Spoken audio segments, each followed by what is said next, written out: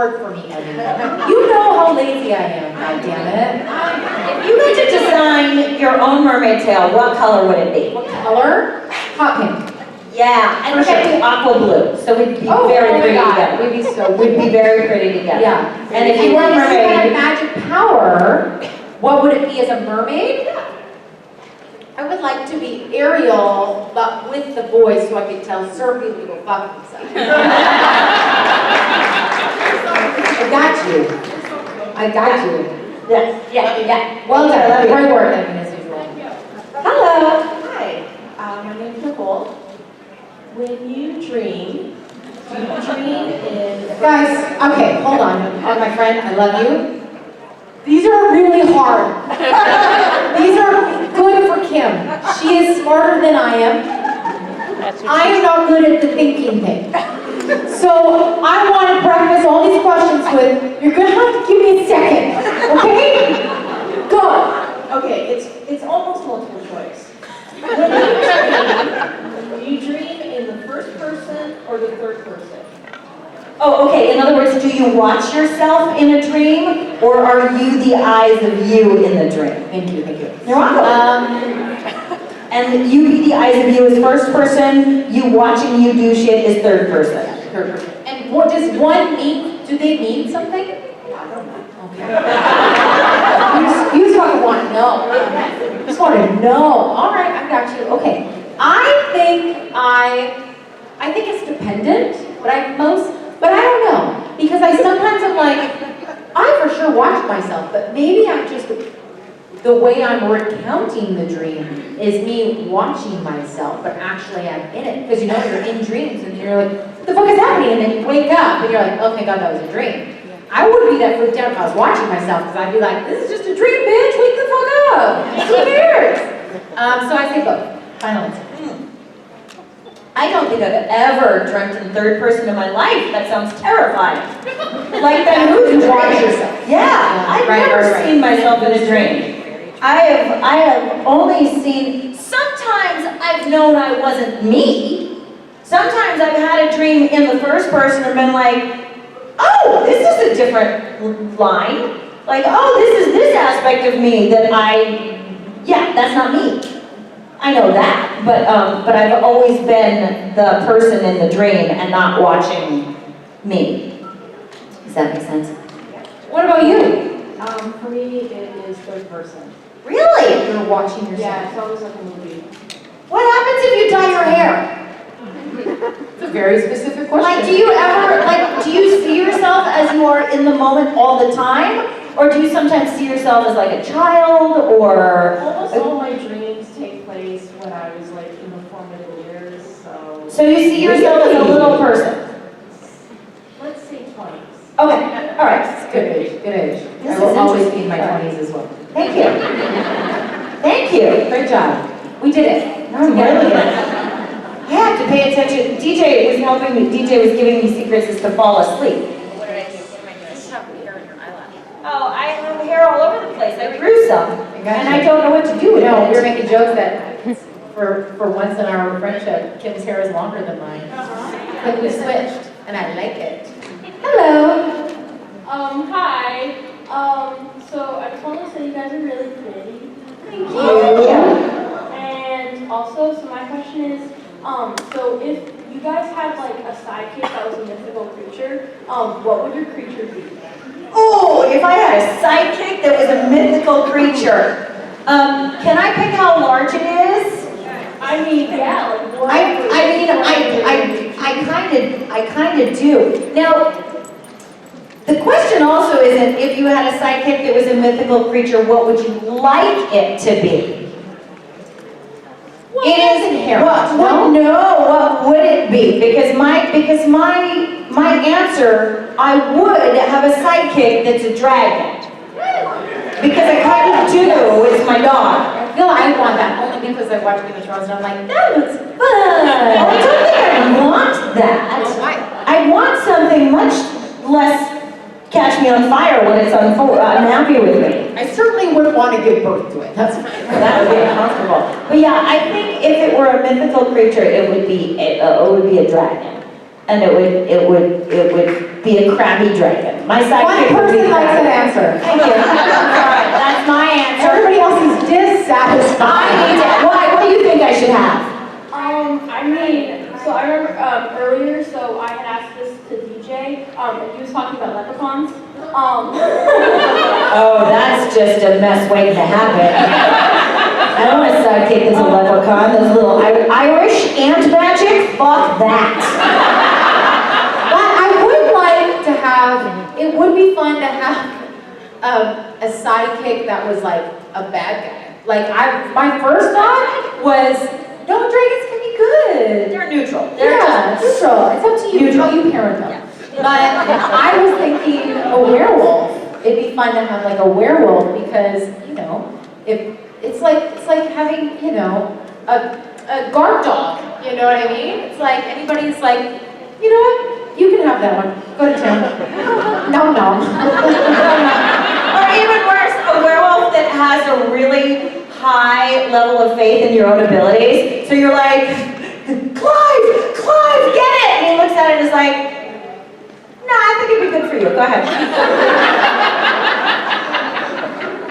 Practice those skills we've been working on. Werewolves and dragons. Werewolf and dragons. Very our final answers. Thank you. Hi, this is not that different, but if you could have anything as a pet, what would it be and what would you name it? It can't be difficult if you want it to be, but... Thing as if, I know, I'm like, anything. Valentina, my daughter, is obsessed with llamas right now. She's going to be a llama for Halloween.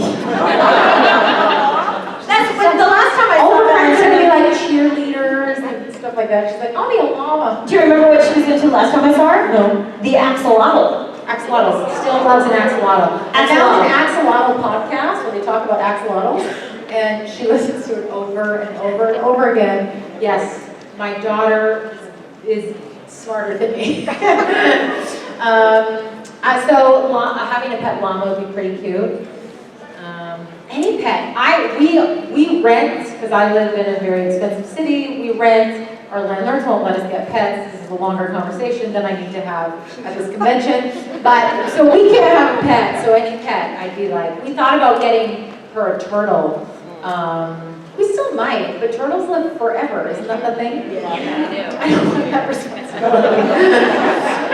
So, You know, for the first time in my life, because we left Los Angeles, moved out to the middle of fucking nowhere, and now I volunteer at an animal sanctuary.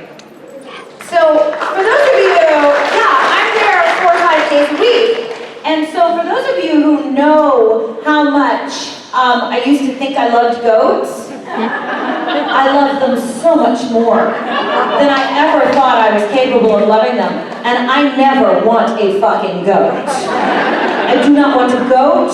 The 5 of you that laughed clearly understand. Goats are just straight chaotic. Goats are chaos. They are not fucking there. Yes.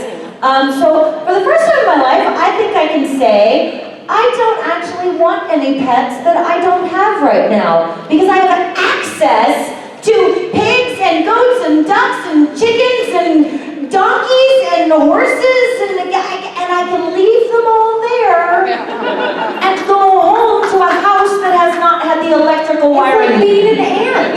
Here it is. You're like, I'm an ant. Yeah. Yes. Thank you. And I don't have the capacity to take care of a tiger.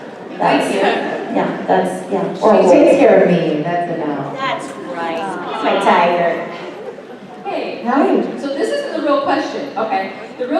So Kim, you just said something about goats. Do you follow Penny the Goat on TikTok? What? No, I'm boycotting TikTok. Penny the goat? Penny the Goat. I'm boycotting TikTok. Oh, she's so cute. Anyway, so Penny the Goat. She might even be on Instagram. So as you are maturing, have you noticed? This is a good thing. Aging is a good thing. It's already wired right. Yeah, I said maturing. Both are accurate. But as that is happening, what new things have you been discovering about your bodies? I mean, you heard me open with the boob story. Kim and I were having a conversation about this last night. There is a million things that is going on with my body over the last year, none of which I'm interested in discussing at length on stage. However, what I will say, what I will encourage everybody to do as we grow older is to grant ourselves the grace to allow our bodies to shift and change with each season of our lives. We don't need to apply worth or value to one version of ourselves over the other. And that's something that I'm so grateful for.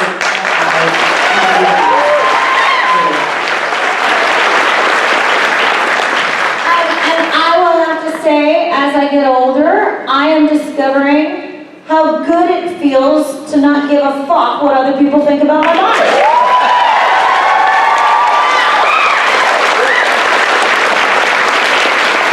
I'll be honest, these days I just live for Greg the Goat, and he don't care. No, I was actually, so Valentina and I sometimes, we will like get ready for bed together. She was like, can I come after a bath or something? She's like, can I come get my PJs in your room? And then I always like put on, I have nice lotions and body oils, and I put on these nice lotions, and then she has lotions that she got from hotels. So she's like, can I put on my lotions? I'm like, yeah, let's do it. And then we'll look in the mirror, and I'll be like, what's your favorite part of your body? And I'll go, I always say, mine's my butt, because it's like it's a big butt, it's really strong, and it looks good. She's like, I like my upper thighs, because they're the biggest. And she was like, I like your thighs too. And I'm like, thanks, they're also really strong. She's like, yeah, but they also just look good. And I'm so grateful that my daughter does not apply beauty to being as small as possible. And it's just like, that was the greatest thing that we can do as young girls, is to teach them that beauty looks like whatever the fuck you want it to look like. Thank you. Hi guys, my name is Stephanie. The question I have for you guys, you mentioned Neil Gaiman as somebody that you would love to be able to work with or work for. What is your favorite book from Neil Gaiman? Good Omens. Good Omens. Perfect. I love it. Like, I was telling years ago, because you've met this fandom. So like a decade ago, people would be like, what's your favorite book? And I would be like, you're in for a ride.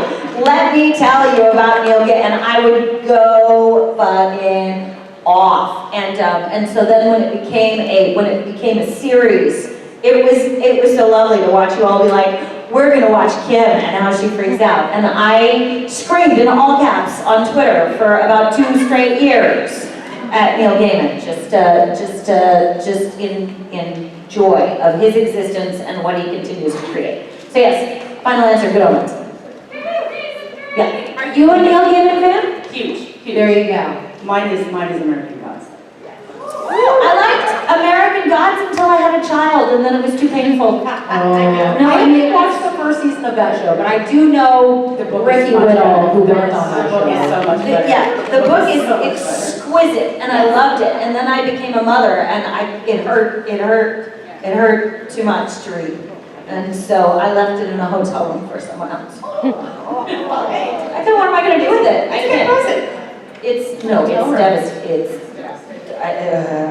But I love him. That's one of the reasons I love him. He's not afraid to kill the puppy to tell the story, because he always takes care of your heart afterwards.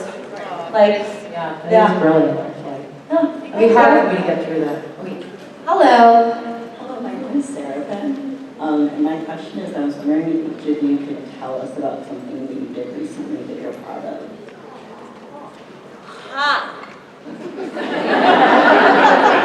You're really making some assumptions about us. I put my pants on the bottom. What have I done recently? That I must have had something. What have I done recently? What? Striking. Oh, I thought you said streaking. And I'm like, Spanking. no, both of those. I'm not proud of the moments that I was streaking, so I would say no. Striking isn't hard for me because I didn't have a career anymore. Like, a friend of mine gave me a job last year so that I would still have health insurance, but that was a long time ago, and that was because he loves me very much, and I am indebted to him drastically, but no, it's like boycotting tuna when you never ate it anyway. Like, woo! Here's my sign. I don't even know what age. I live in Canada, so I'm not a SAG member. We have a different union in Canada, but I am in support of the strike. I'm very excited for forward movement and all labor workers that hopefully choose to go on strike. I think it's an important time in our world. So I'm very excited about that. Go. No, I have no answer. I can answer your question though. I can answer your question. Oh my God, I'm so excited. I can answer your question. All right. She's not going to. Just a second. I'm sorry, I have to finish having my feels about the fact that I can answer the question. Okay, now. Just a few minutes ago, I was asked a question that I had an answer to that I was very concerned was not socially appropriate and would make you think that I'm weird or wrong or broken. And I answered it honestly anyway, because I love her and I trust you. And I'm proud of that. I think that's a great example. I was gonna say there's like so many little things that I'm like, oh, I don't know if I can say that, or I don't feel like I can say things. I feel like I don't know if there's enough meaning in it to anybody else. But the point is, a better point is that we should take pride in every teeny tiny little thing that we do throughout the day. They say, and we were talking about this last night, building confidence is by setting small, achievable goals for yourself and then achieving them. That's how you build the muscle of confidence. It's not by going, I'm going to win an Oscar someday, and not winning the Oscar and go, yes, I suck. It's by going, I'm going to not respond to this person who wants a reaction out of me. That, you have no idea, brings in so much pride. Boy, that's starting kind of at a 6. That's starting at a 1. That's a lot. But it's little things like that. It's like, for me, sometimes it's getting a good night's sleep. Sometimes it's like, I don't know, telling somebody your boundaries. Telling somebody, explaining what you need. That's a hard one for me. Telling people that you need help in some way. But I think it's important that we do take pride in ourselves, in the small things just as much as the big things. So there's a very ambiguous answer for you. Thank you. You're welcome. Oh, hello. Hello, you two. First, sorry. Oh my God, I speak that language. I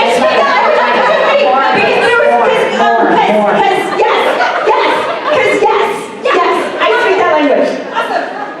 Rosie, Ellie. Okay. Hi, Rosie and Ellie. First of all, can you adopt us? I want to very clearly say, I invite you to call me Mom. If that feels good and resonates with you, because I see you, you're perfect, I love you and I'm proud of you. However, I do, because people can learn and change. When I first started saying, I'm adopting everybody, there were people who had something called adoption trauma, who said, you don't have experience with this word, please don't use it so casually. And so I take this moment to say, I no longer casually use the word adopt, because it is a very real, beautiful, and sometimes terrifying thing that people have real experience with, and it is not my word to use. So, you may call me Mom. Okay, thanks, Mom. You're welcome, baby.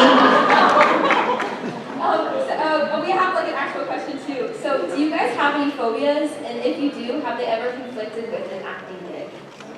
Oh! I'm not great with heights. Now, the good news is most of what I'm not great with is because I have this thing in my head that's like, you'll probably jump. I believe that's called an intrusive thought, and it can go fuck itself. But it gets me, and I have vertigo. Also, the body-brain connection is not always there. So I'm not great with heights. And I did a show called Colony, where ultimately my demise was I was shot and hung from a bridge, and they actually hoisted me up and hung me from the bridge. Yeah. They were like, okay, now we're gonna start the scene, you can't breathe, and I'm like, I got to go down. We're fine. So So yeah, I would say that, yeah, I was hoisted from a full bridge and I had to be dead and like super cool, no worries, yeah. I don't think I have a phobia, and again, I feel like I should use that word appropriately if I truly have one, so I'm gonna say I don't have a phobia. However, I do have a fear of fucking up in front of people. And I think that anytime I go on set, that fear comes up in me. And so that would be my constant work in myself, is going, it's okay to make a mistake. It doesn't mean anything. Even if people tell you that it's awful and you've ruined everything, you haven't. That's still on them. If you show up and you're prepared and you make a genuine mistake, that's no big deal. And you know who actually has helped me a ton with that? Loud and Swing. Yeah. Loud and Swing, that band who we've had the very generous opportunity to work with for the last, 10 years, they will never, ever shame you for making a mistake. Anytime, I'll speak for myself, anytime I make a mistake, and I have lots of things wrapped up in my singing voice because I've been singing since I was young, anytime I would make a mistake, I would be so full of shame, which is never about the thing. As Kim has always taught me, she's like, if it's hysterical, it's historical. And so the reaction I have to fucking up is so out of the realm of what a person would normally feel. And they're always like, it's okay. They're like, you sounded great when you did this thing. That was amazing. They never point out the thing that you fucked up on. So I think the solution for me is to again, build the muscle that reminds you to look at the good thing and not the bad thing, because it's so easy to shame ourselves, isn't it? So easy. So look at the good thing, and also surround yourself with people who go, no, yes, and have those feelings, but also like, hey, I'm talking to you. I'm just kidding. Oh my God, I'm so kidding. I'm kidding. I'm sorry. I forgot you're new. Okay, I'm sorry. You're wonderful. Usually I'm the one that breaks people.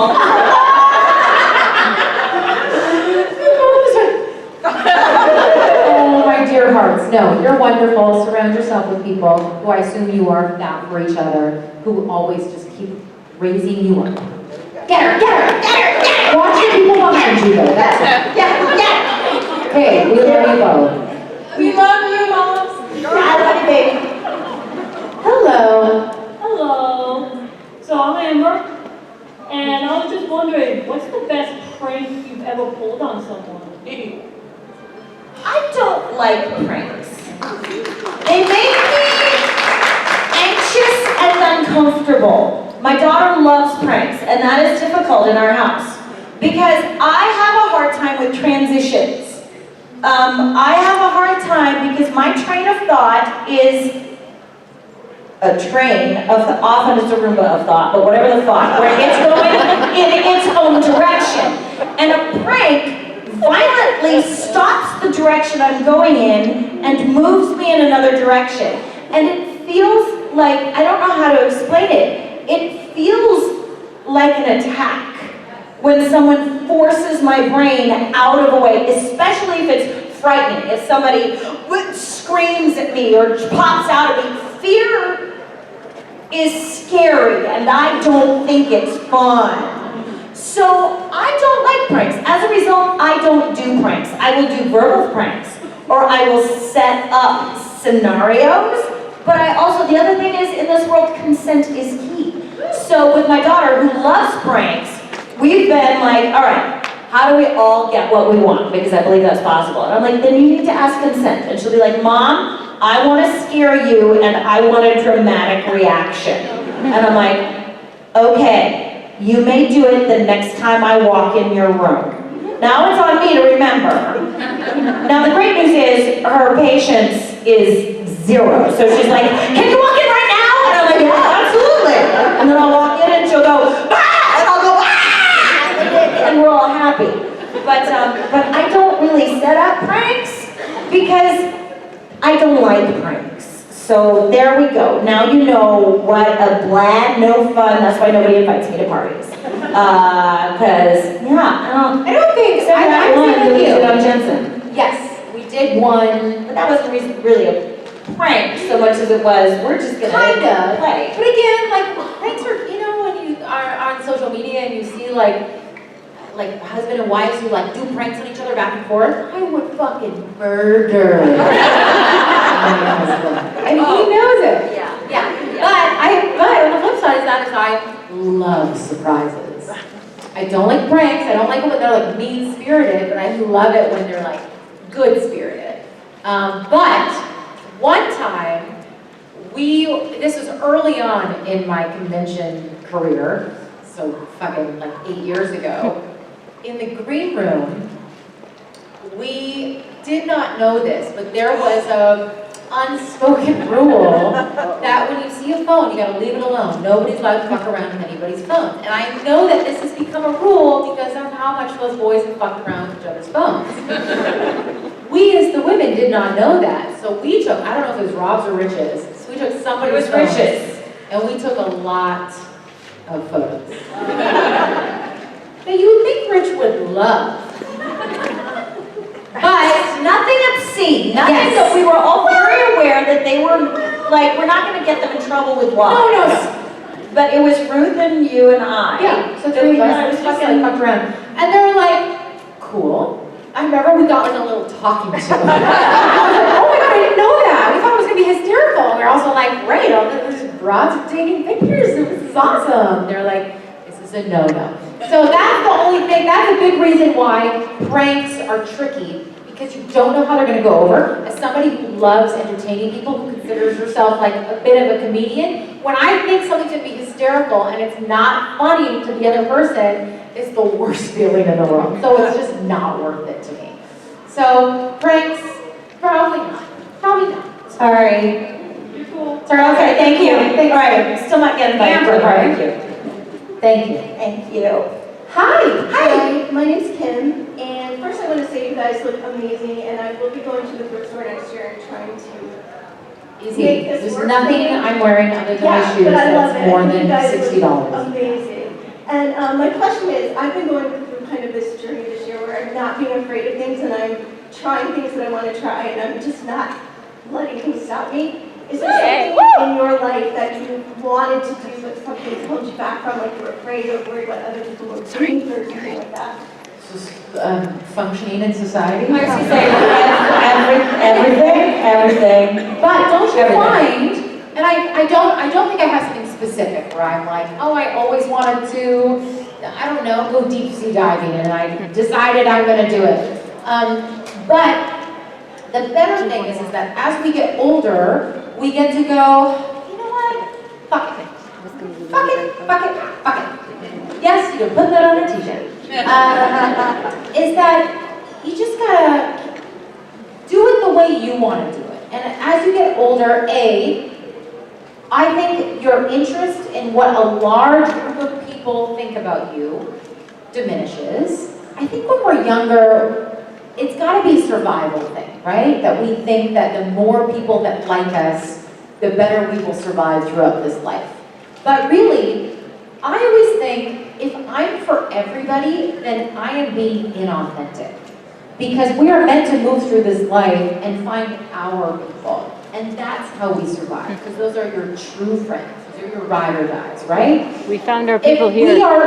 If we are moving through life and making sure everybody loves us, then we are doing a disservice to ourselves, right? And then they don't even love you. Yeah, not They truly. love this mask that you put on. So it doesn't even end up feeling like love. It feels like, oh, now they love this persona that I've created to make them love, and it doesn't actually feed the need to begin with. And it's exhausting. I'm exhausted just thinking about it. So I love that you're choosing to just move through life in the way that suits you. If it doesn't hurt anybody else, do whatever the fuck you want. That's and I'm so excited for you. Well done, you. Thank you. And life is gonna start feeling so good. No, it's amazing. Like, Good. yeah, I've challenged myself to do things I never thought I would do, and it's just been so pleasantly surprised at how much it's brought to my life. So yeah, everybody, it's never too late. You gotta start. You just gotta do what brings you joy. Don't worry about what other people think. Hey, fucking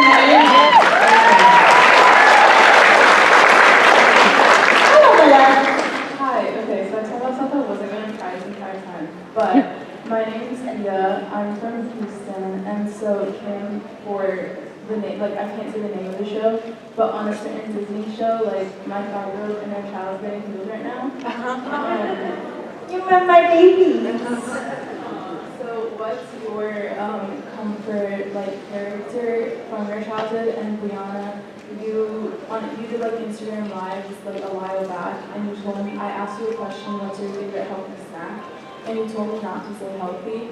And during that period of my life, that really helped me out because I used to, So, what's your favorite snack? Because I don't say that word anymore. And that can be your question too.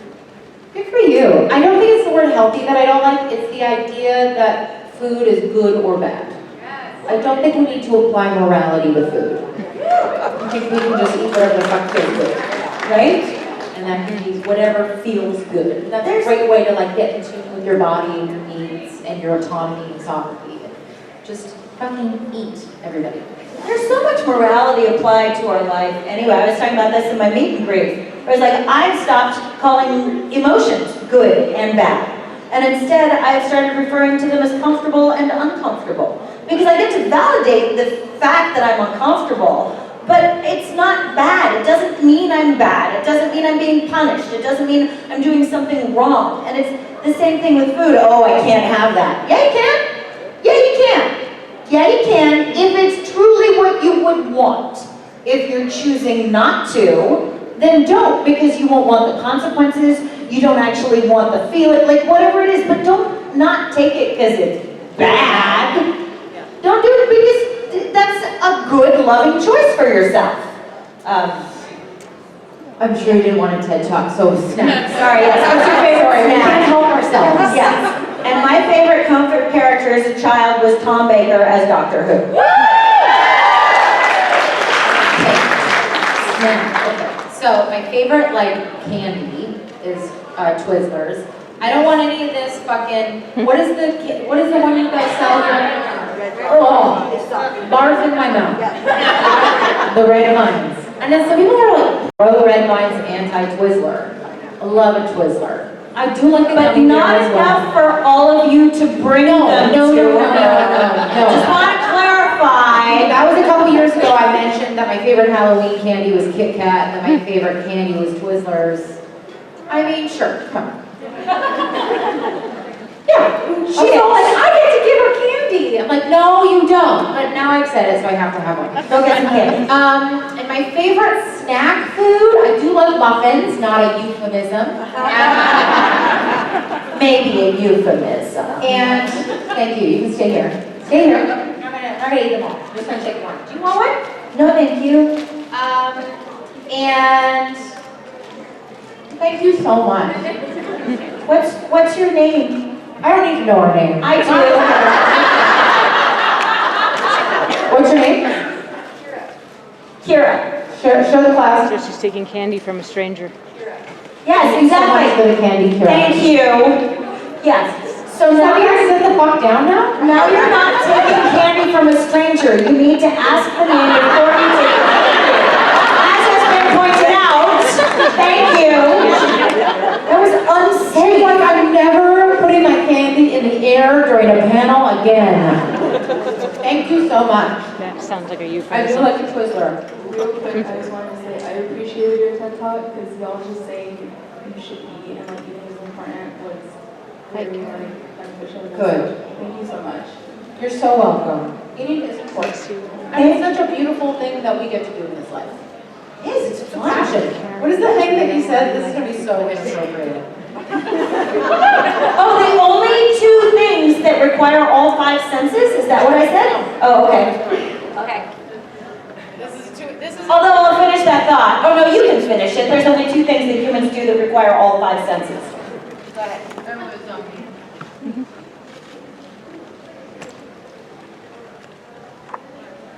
Oh, yeah, you can share that.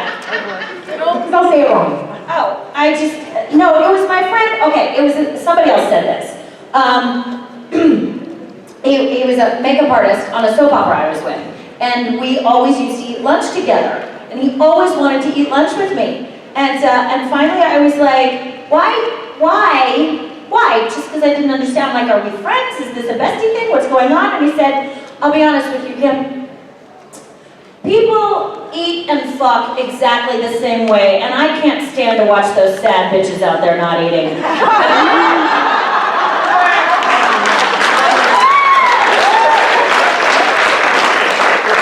This is why I'm so good in bed. So yes, give yourself permission to take care of your body, baby.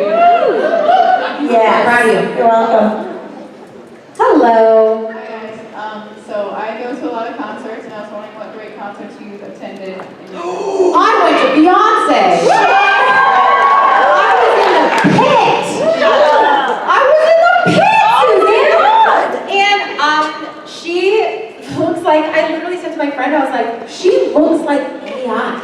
Like, she looks so perfect. And I can't explain it. As somebody who has been on stage quite a bit in their lifetime, she is flawless, truly. Like, as a performer, every like head turn, every shoulder, every like wink was like perfection. You know that she's a Virgo, that she would have gone through those performances over and over and over again. It was the most unbelievable concert I've ever seen. Also, when you're in the pit of a concert, and I mean like right up at the stage, like she has like this little runway that she comes down and you're around that. I'm always in the pit, because once you go pit, you You don't go back. You said that yesterday, right? Yeah, I can't, yeah. I mean, I was gifted that ticket. I don't know that I could pay for that ticket, but it would be hard to see a concert not in that space again. What about you? Yeah. Last Halloween before last, so we weren't in our house now, we were still in Los Angeles. I just went, fuck it! And I went to a live performance of Nightmare Before Christmas, where every time a song came on, Danny Elfman would come out and sing, and Billie Eilish sang Sally. That was fun. What about you? Well, I've seen Reba, I've seen Carrie Oh, yeah. Underwood, I've seen Miranda Lambert, I've Country seen fan. Lady A, I've seen... It'd be hard to find somebody I haven't seen in the country. You love concerts. Yes. I'm pretty new to concerts. I want to start, I was talking to some girlfriends of mine back in Vancouver, because Vancouver, I don't know if you know this, where I live, rains 17 months of the year. And That's just math. it is so hard to like get your ass off the couch, especially in the winter. And I was like, I want to go out. I want to like see things. I want to meet people. I want to do shit this winter. And I was like, I'm just going to go to music. I don't need to know who they are. I just want to go see live music, because there's something about, you guys are experiencing that right now. There is something about being in a room with like-minded people. There is an energy, even in this room right now, that is so protective and healing and special and important. And you know that we're going to go out into the world and we're going to then share that. That's what happens with live music. Also, when I go and see a musical or a stage play, same thing. It's not the same as going to a movie, although when the first time I saw Barbie, I had a similar experience. Very exciting. I think it's so important to go and see live shows, so I'm glad I did it. I go see new artists too, so I get to say I saw them when they become big. Yeah, see, that's a great way to look at it. Thank you. Hello. I'm Eli. Kim, you did a cameo for my friend Jen, like last month, and it was amazing. But filling out the form online, you get so few characters, and I was blown away with how well you interpreted and embodied like what I was trying to come across with like 25 characters. Like, how difficult is that when you get like a snippet of like maybe even potential words to like deliver in such an amazing way? Thank you for that. Thank you for that feedback. It means a lot because I love cameos. But I will tell you, since we've already opened this fucking weird door inside my brain, I pretend I'm channeling. I very rarely remember what I've said. I read it, I take a breath, I ask anything that their heart needs to hear, that it come out my mouth, and then I send it. And there's times when I can tell I'm starting to get into my head, and I'm listening, and I stop, and I fucking erase it, and I start over, because ego has no place in heart language. So thank you for that. It means that but it has nothing to do with me. It's Jen's angels that wanted Jen to hear Jen words. That's just what I get to do now. So thank you for that. I know, psychic readings on Cameo, every once in a while. But it's also, I'll be honest, it's also very common that most humans will feel good being told that they are seen, they are valued, they are loved. It costs us nothing to see the person that's in front of us. It costs us nothing to value the offering of their hearts, and it feeds the world everything. So sometimes I cheat and I just love on people, and it's because I have a lot of love. I have a lot of love to give. It's my heart. Okay. Yes. Hi. If you were a spoon, what spoon do I? I'm sorry. My name is Cassie. I met you guys 4 years ago in 2019. You were both very nice, and I appreciate that. Thank you. But now you are angry bitches. Just kidding. And I always refer to Kim as my TV mom because I watched the group. Okay. I know what you mean. Yes. So my question was, when you worked with Hillywood, do you have any stories there? When I work with what? Hillywood. Hillywood. Hillywood. Have you worked with them more than once? Yes. So I did two. I only did the one, and we were in Vegas. And I remember, I loved it so much because, I mean, it was really fun, and we got to do a little thing together. It was hysterical. Was it with Oscar? Julian. Because he pizza. Yeah. It was really fun and quick, right? But I had just, I had taken 3 conventions off because I was doing a stage play. And so I hadn't seen anybody in like 4 months, which when you work with people for 9 years, feels like an eternity. And I was so excited because I hadn't seen you in so long. And I just want you to know the things that we remember about work are rarely about the work, but I remember we went and ate at Whole Foods. I remember I flew in just for the evening, and you drove down, and we couldn't find somewhere to We had eat. soup. We had Thai soup. Oh, and we went and got, noodle soup. Yeah, we went and got noodle soup. That night. See, I just remember the food. And then at that big mall, because, because my flight was right, until so you later, went so I to saw a movie. That's You went and saw a movie and I had to drive home. That's right. Yeah. My flight was in the evening, but I had to check out of my hotel. I think the Hillywood experience was amazing. I think those folks are very talented, amazing business people, but I don't think I talked to them for more than 20 minutes, honestly, because they were super busy and we were only on set for maybe an hour. But I'm proud of the work they do, and I think it's They're incredible. Fun. They recreate shot by shot, because I also did a Stranger Things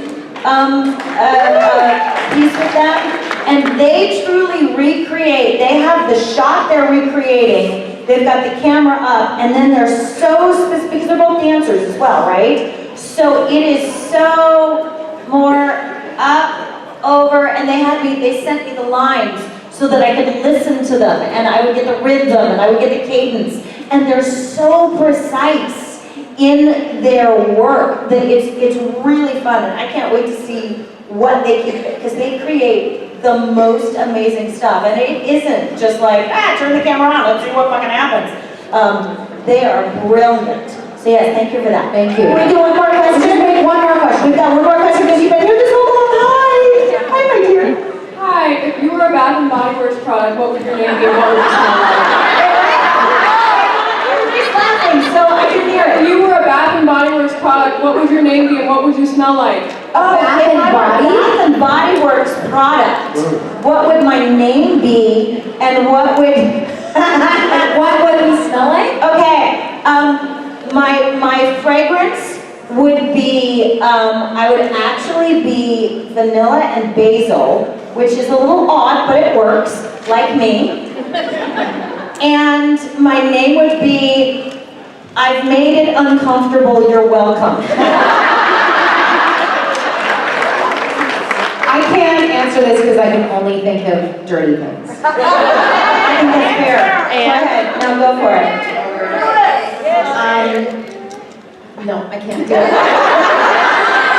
No, it's inappropriate, you pervert. That's the first time I've ever heard or seen you stop yourself from doing something inappropriate. This is baffling. It's a new day, Richard Spade Jr. That's the fragrance is called This is Baffling. It smells like